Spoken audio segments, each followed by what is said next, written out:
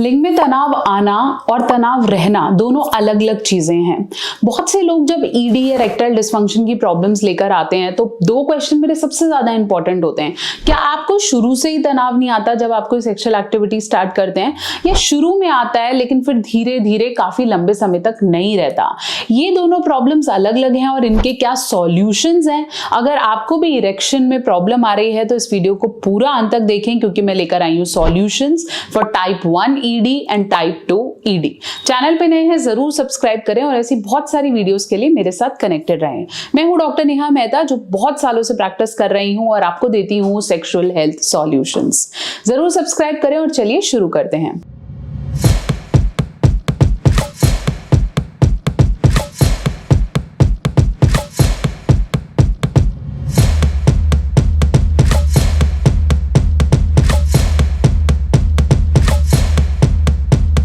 चलिए हम बात कर रहे थे इरेक्शन आना। जब आप सेक्सुअल एक्टिविटी शुरू करते हो या आपको अपने पार्टनर की तरफ से स्टिमुलस मिलता है, तब अगर आपको सब करने के बाद भी इरेक्शन या तनाव नहीं आ रहा है तो इसके पीछे जो हमारी नर्व सप्लाई है वो रिस्पॉन्सिबल होती हैं। अगर पीछे से खून उतना तेज प्रवाह से नहीं आ रहा है और जो नसें हैं वो कमजोर हैं तो उसकी वजह से आपको प्राइमरी इरेक्शन भी नहीं आएगा, जिसको हम बोलते हैं ईडी टाइप 1।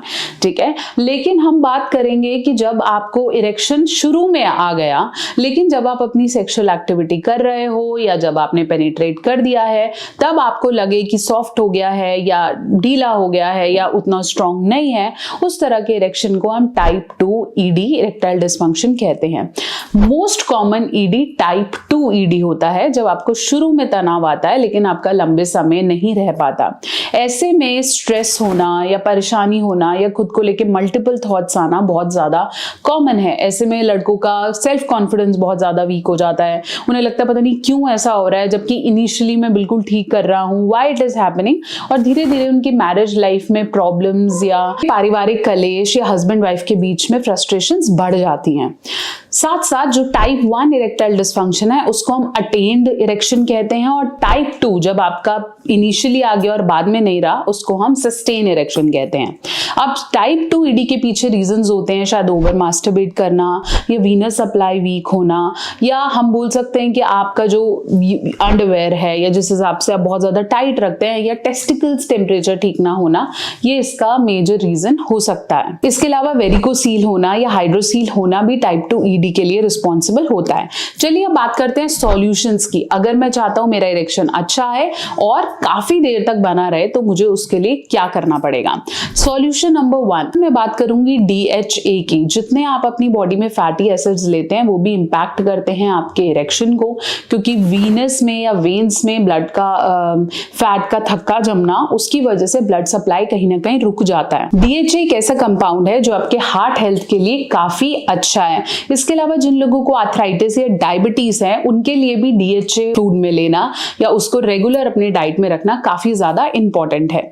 अगर हम इसके बेनिफिट्स की बात करें, ये कार्डियोवैस्कुलर हार्ट को इंप्रूव करता है, ब्लड वेसल्स को प्रोटेक्ट करता है, जॉइंट्स और बोन सपोर्ट के लिए भी बहुत अच्छा है, इम्यून सिस्टम को बेटर करता है, आपके जो ब्रेन में एक्टिविटीज हैं मतलब कॉग्निटिव हेल्थ को बेटर करता है, साथ साथ आपके नर्वस सिस्टम, कैलकुलेशंस, आप कितनी जल्दी कितना क्रिएटिव सोचते हो उसके अंदर भी हेल्प करता है। दूसरा मैं बात करूंगी, आपको अपनी डाइट पे सबसे ज्यादा ध्यान रखना है। ऐसी डाइट लें जिसके अंदर प्रोटीन कंटेंट अच्छा हो, जिंक रिच हो, मैग्नीशियम हो, मल्टीपल विटामिन जरूर अवेलेबल हो, ताकि आपकी डाइट ऐसी हो जिससे आपको बहुत ज्यादा लेथार्जिक और बहुत ज्यादा जैसे हम बोलते हैं भरा हुआ वो फील ना हो। जितना आपका मेटाबॉलिज्म वीक होगा, जितना आप अल्कोहल, स्मोकिंग और दूसरे नेगेटिव एडिक्टिव प्रोडक्ट्स लेंगे, उतना आपकी बॉडी और आपके ब्लड वेसल्स, आपके वीनस सप्लाई इफेक्ट होंगे।